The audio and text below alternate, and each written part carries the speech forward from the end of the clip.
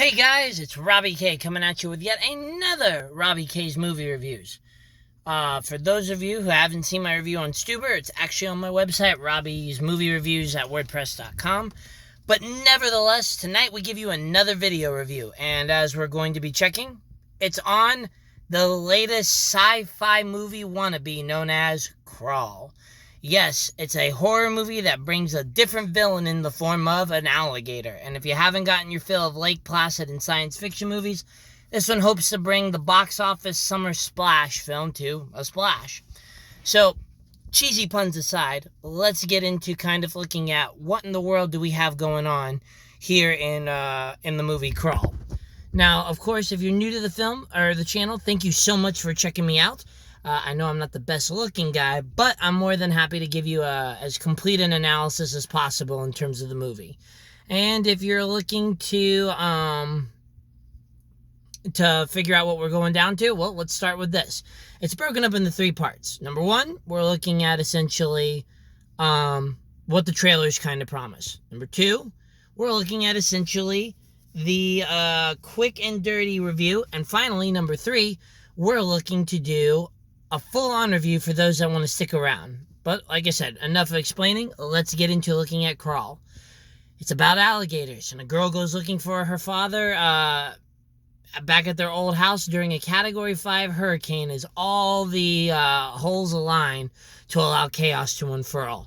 Amidst trying to survive Category 5 winds, destructive debris flying through, and flooding zones, lies territorial alligators that have decided to get very aggressive in their pursuit of a father and a daughter and a potential dog.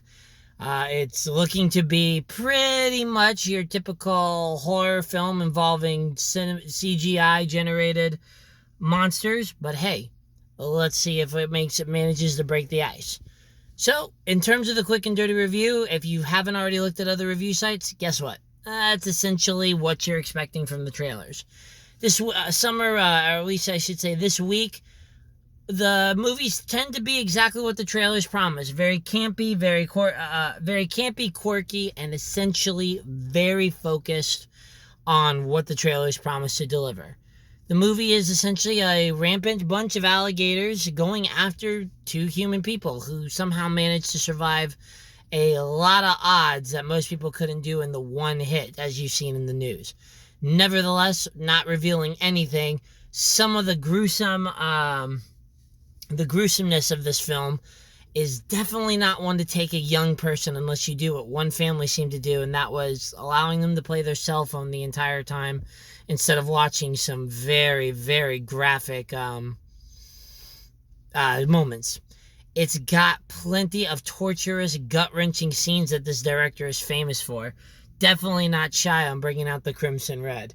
And surprisingly, it's got a decent amount of suspense as long as you can push past the corniness that these kinds of movies are. Now, essentially, it's a fast pace. It gets going right from the start and does a little in terms of storytelling, but at least enough of a hint to give your characters a little bit of a backstory into pretty much what has led to everything here.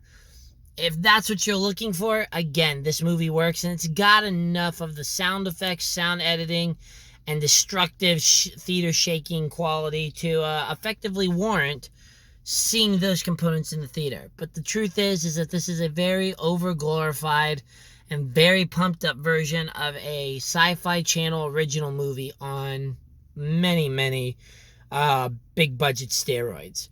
So if that's what you're looking for, it works for it. But if you're looking for a little more sustenance, well, then maybe this isn't the movie for you, especially how the ending occurs. But nevertheless, Crawl is what it is, so let's kind of put it into a component. Suspense thriller, alongside probably horror, I'm going to probably give it about a 6.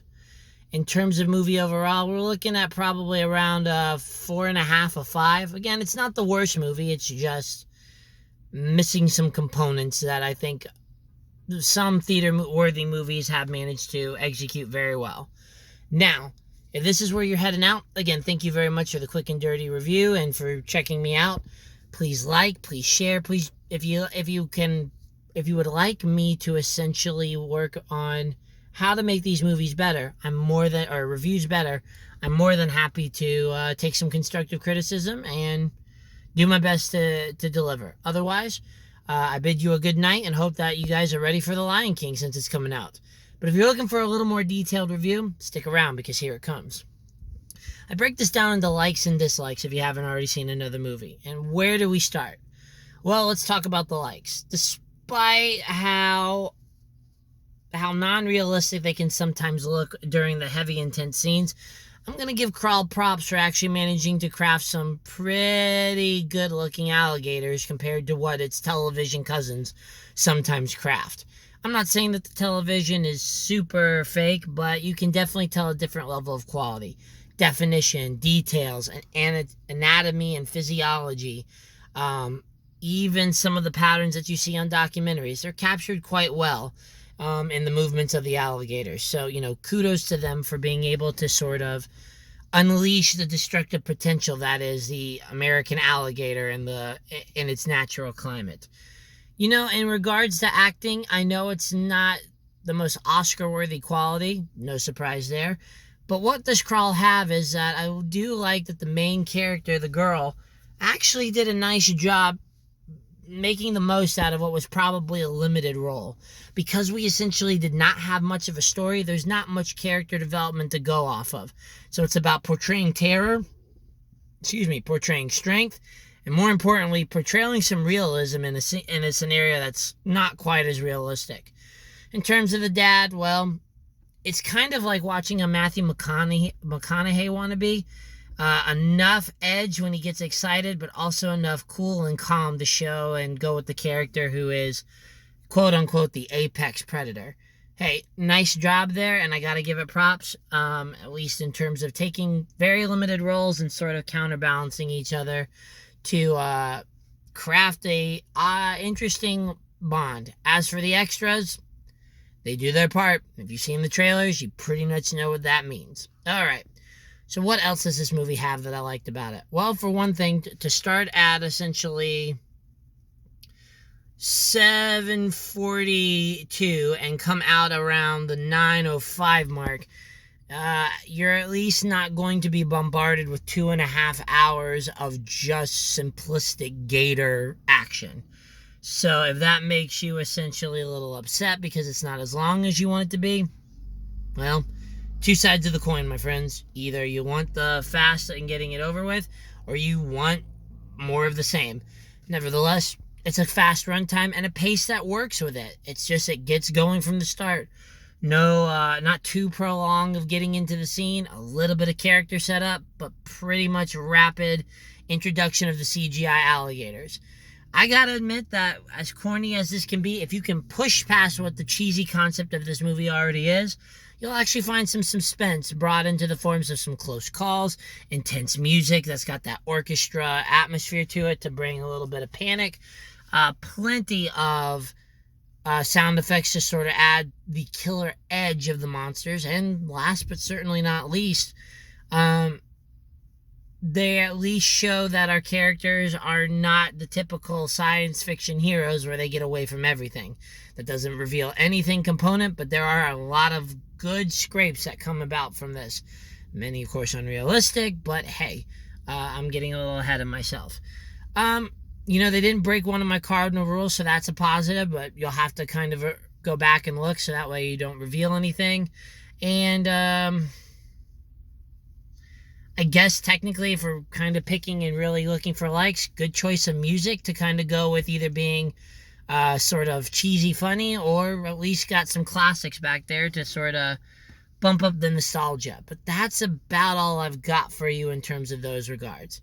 Now the dislikes. Well, the first thing is that Kral doesn't really break any fourth walls or break any molds in terms of doing this. You know what you're going into, and it really comes to life in all of its cheesy glory. You really have to suspend relief to get the most out of this movie, or be a young kid that still doesn't quite grasp how some of the mechanics in terms of gator attacks and trauma can work. I can honestly say that if you can suspend that relief, you're diving into sci-fi channel territory, which is a which is a good calling card and a kind of a good point out of that's who this ideal target group is.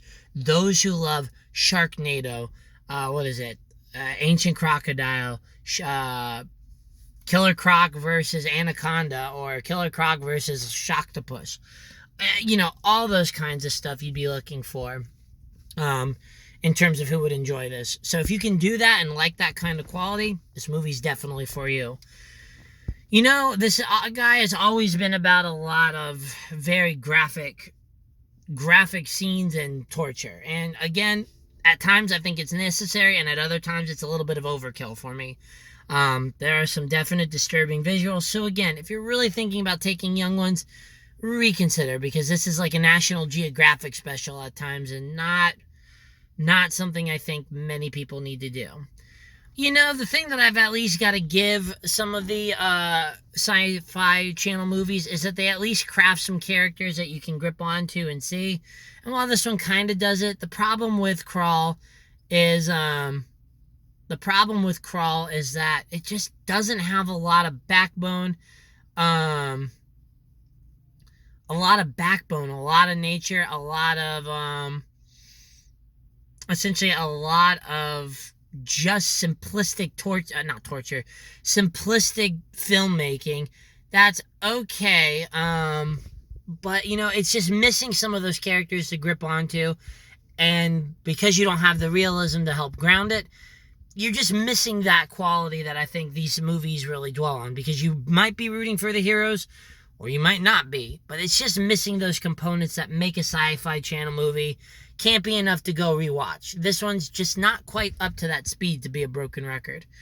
I can say that it was predictable. I can say that, again, it doesn't have a lot of bang for buck to warrant the thing. And even though there's great special effects, there's just not much past what you've seen in the trailers, which is probably my dislike in the fact that the trailers have given you a good part of the adventure and only teased enough to warrant potentially coming in. But if you look closely, pay attention to the trailers, and even go and watch a person who can actually piece the trailers together for you, you'll pretty much get what the whole entire movie is. Or, of course, go to Wikipedia and look it up, and you can save yourself even more time. Nevertheless, let's kind of review. It's not that I hated Crawl. In fact, it fills what it fills. A campy science fiction adventure where you suspend relief and put people in these odd situations. It's got the suspense, it's got the cheap thrills, and it's got the fun campiness that you expect. But the truth is, it's just an overglorified sci-fi film like I've been talking about. And this one could have come right out on Sci-Fi Channel or Netflix and probably found a home and a better reception. Again, if you like Sharknado or Sharktopus or any other kinds of components of that, then this movie is most likely going to be right up your alley and will be a fun adventure. But if you're looking for the quality films, or looking to save your money, as much as this one probably deserves a little more credit, it's just not the theater-worthy movie, though I didn't hate it as much as other people. My scores, again, are going to be about a 6 when it comes to its category, while if you're looking for a movie overall, again, it's a 5.5. So, my friends, that's Robbie's movie review. Again, likes, shares, helping support this in just terms of making it better and starting a community talking about movies. That's kind of what this is for, so I'll do my best to live up to that. But until then, I've got Lion King next week, and hopefully it'll be a little less hot. Until then, have a nice night, and talk to you soon. Bye-bye.